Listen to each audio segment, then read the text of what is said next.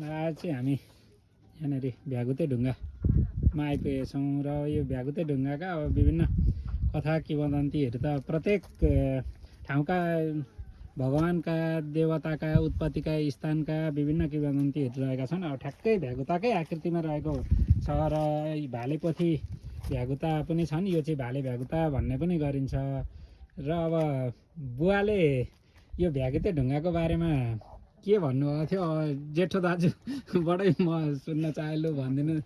यो बुवाले चाहिँ भन्नुहुन्थ्यो यो चाहिँ माथि चितलाङदेखि माथितिर जङ्गलमा एउटा ठुलो प्रेत थियो अरे। हजुर। त्यो प्रेत चाहिँ भ्यागुतो बनेर ठुलो भ्यागुतो बनेर चाहिँ माथिको सह खाने भनेर यता झर्दै थियो अरे मङ्सिरको बेलामा।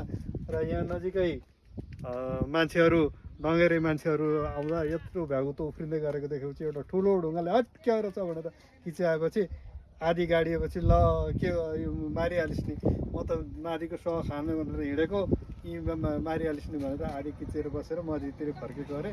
र माथिमा दाइँ गर्दा ल हाम्रो सह नलगिने भयो भ्यागुते परमेश्वर भनेर चाहिँ फुल चढाउने गर्छन् रे। मादिकाहरूले पनि सुन्दै हुनुहुन्छ भने यो किंवदन्ती सुन्नुभएको थियो कि थिएन भनिदिनु होला।